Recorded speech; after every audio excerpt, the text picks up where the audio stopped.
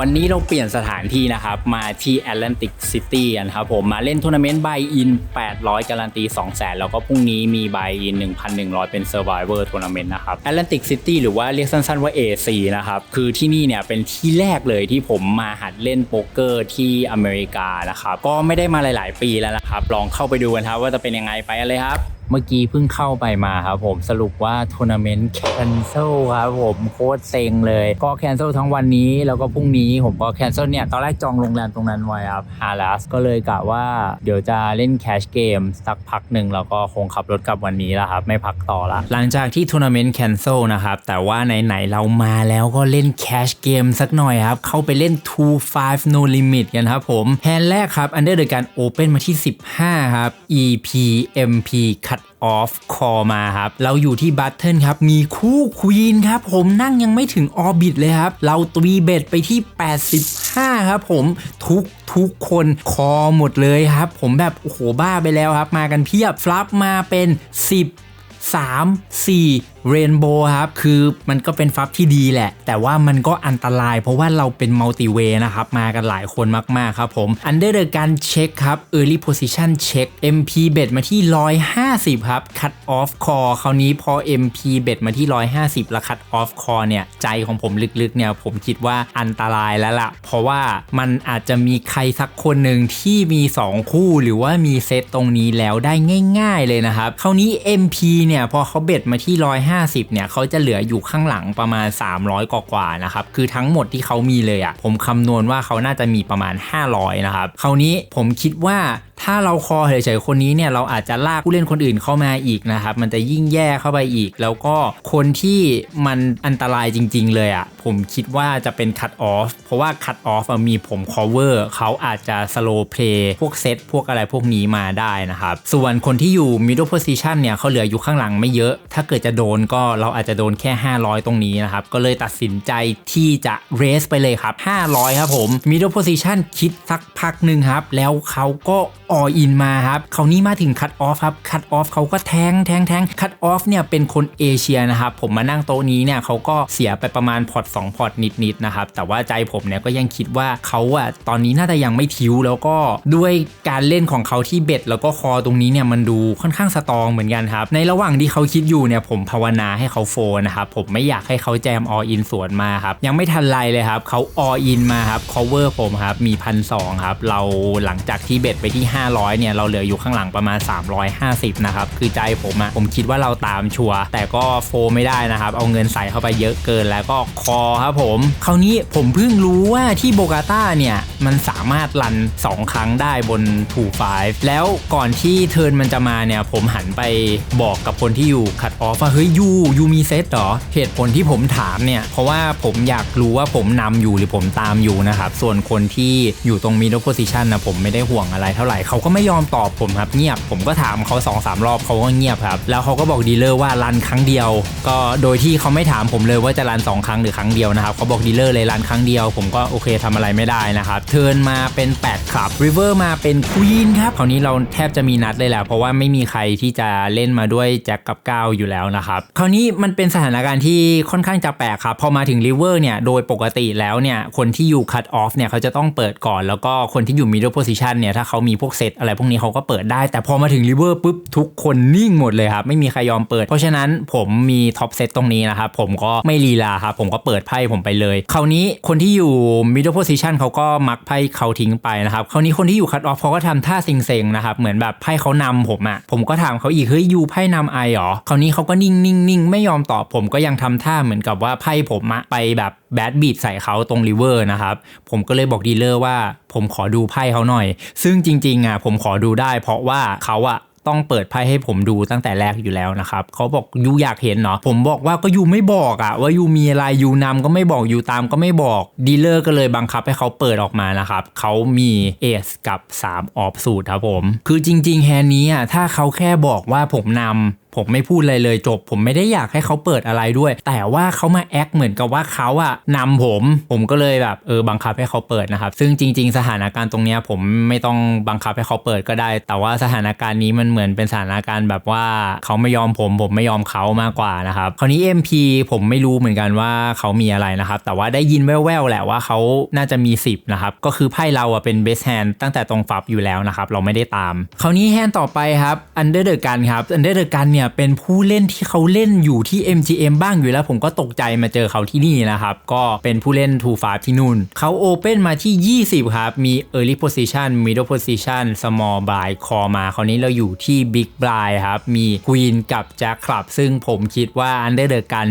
Open มาเนี่ยสตรองชัวร์คือผู้เล่นคนนี้เนี่ยค่อนข้าง solid เลยคือเขาเล่นแบบไทยอ่ะก็คอไป Queen Jack นี่ถือว่าอันตรายครับต้องเป็นแบบฟับที่เราชอบจริงๆอ่ะเราถึงจะไปต่อครับผมฟลับมาเป็น88 Jack Rainbow นะครับไม่มีขับสักใบครับ Small Buy เช็คตรงนี้เราเช็คครับแล้วก็ Under the Gun เช็คทุกๆคนเช็คหมดเลยครับเทิร์นมาเป็น5ขับครับ Small Buy เช็คผมก็ยังคิดว่า Queen Jack ของเราตรงนี้ยังอันตรายอยู่นะครับเราเช็คไปอีกครับ Under the Gun เบ็ดมาที่65ครับ Early Position Call ครับตรงนี้ผมบอกเลยว่า Queen Jack ของเราตรงนี้ไม่กูดชัวร์นะครับ Under the Gun เนี่ยเขาต้องมีแฮนด์ที่สตรองแน่นอนเขาถึงเบ็ดออกมาตรงนี้ได้นะครับผมโฟครับ River มาเป็น6ครับครับ Under the Gun เบ็ดอีกครับ125แล้ว Early Position ก็โฟนะครับแฮนด์ต่อไปครับเป็น Straddle Pot ครับ Cut Off Call มาครับ Cut Off เนี่ยเป็นผู้เล่นที่มานั่งแทนผู้เล่นที่เขามีเอท3 Off นะครับซึ่งเป็นผู้เล่นที่แบบว่าเล่นด้วยมันมากคือเขาเล่นค่อนข้าง Passive เลยแล้วก็เป็นผู้เล่นแบบสันทนาการเล่นแบบสนุกเอามันนะครับแกมโบแล้วก็แบบไม่ค่อยชอบโฟอะไรเงี้ยผมชอบมากเลยผู้เล่นแบบนี้เราอยู่ที่ Button ครับ Open ไปที่45ครับมีคนที่ Straddle Call มาแล้วก็ Cut Off Call มาครับ Flop มาเป็น Jack 8 3 2ครับเช็คมาถึงเราครับเราเบ็ดอยู่แล้วครับตรงนี้60ครับ4แฮนด์ต่อไปครับคนที่อยู่ Cut Off ตาที่แล้วเนี่ยเขาไปโดนอะไรมาไม่รู้นะครับสแต็กเขาก็เหลืออยู่นิดเดียวครับโฟมาเขาอยู่ที่ MP All In มาที่135ครับเรามี Ace Queen หัวใจครับอยู่ที่ Cut Off เราก็คอไปครับผมแล้วก็เป็น Heads Up All In Prefab ครับผมบอร์ดมาเป็น45 King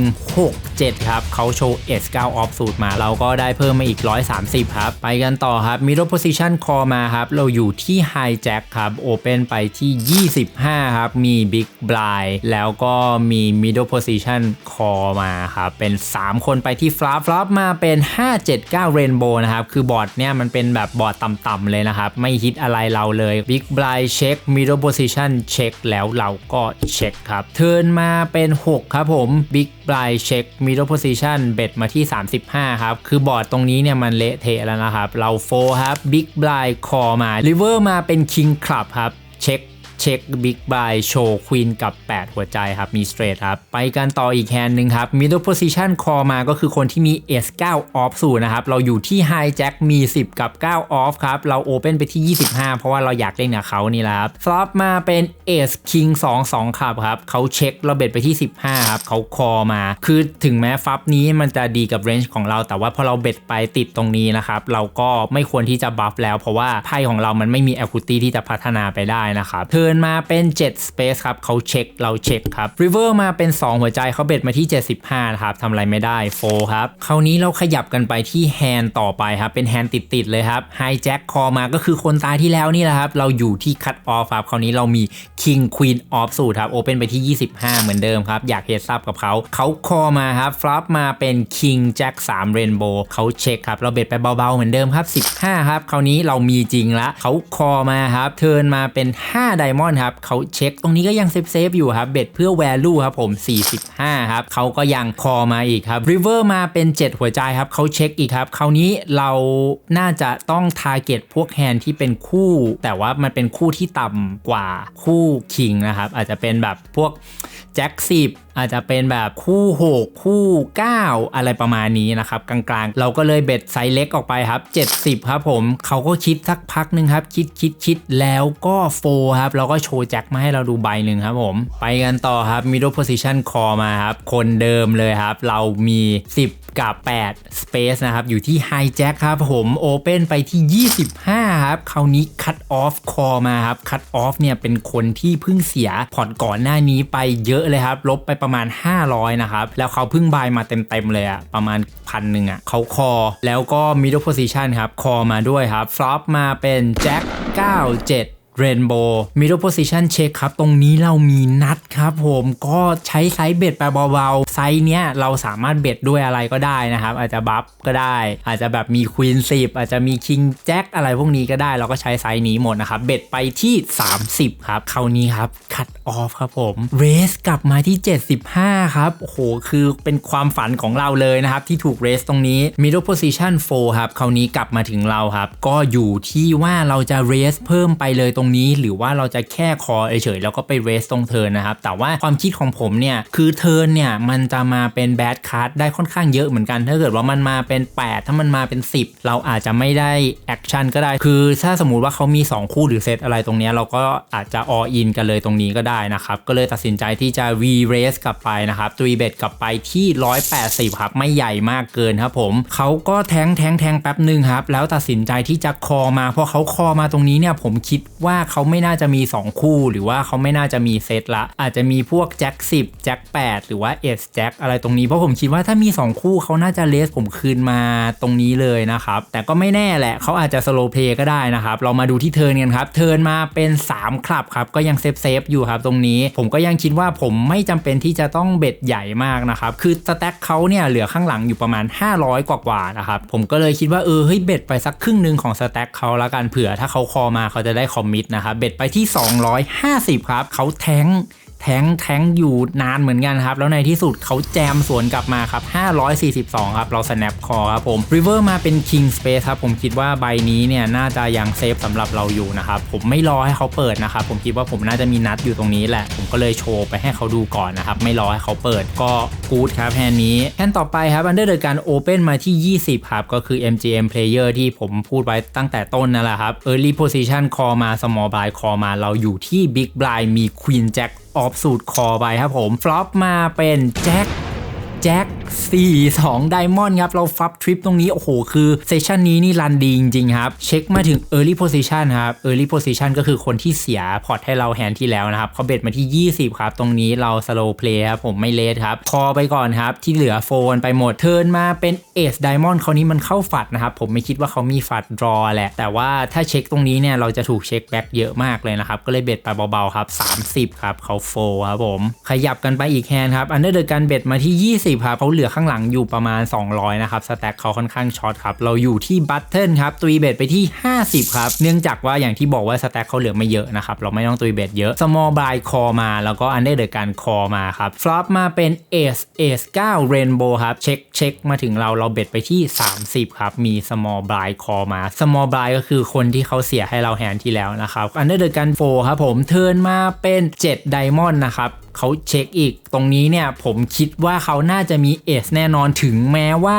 ผมจะเบ็ดเบาแค่30ตรงฟับก็ตามนะครับแต่ว่าด้วยเรนจ์แล้วเนี่ยผมสามารถมีเอสได้เยอะมากเลยพอเขาคอมาได้ผมคิดว่าเขาน่าจะมีเอสแล้วนะครับก็เลยเช็คแบ็กไปครับริเวอร์มาเป็น8 space ครับคราวนี้เขาเบ็ดมาที่101ครับแล้วเราก็โฟทิ้งไปครับแฮนด์นี้ก็เป็นแฮนด์สุดท้ายของเซสชันนี้นะครับตอนแรกเนี่ยบวกขึ้นไปถึงประมาณ 2,600 แล้วก็ลดลงมาเหลือประมาณ 2,400 กว่านะครับเราก็แร็กกลับครับสแต็กที่แคชออกมาเนี่ยมี 3,450 นะครับเราบายอินไป1,000ครับโอ้โหเซสชันนี้นี่ถือว่าเป็นเซสชันที่รันดีมากๆนะครับเล่นไปแค่3ชั่วโมงบวกมา 2,450 ครับผมก็ยังดีครับถือว่าเป็นการปลอบใจที่เรามาเล่นทัวร์นาเมนต์แล้วทัวร์นาเมนต์มันแคนเซิลครับผมขอให้ทุกๆคนรันกู๊ดไปแล้วครับสวัสดีครับ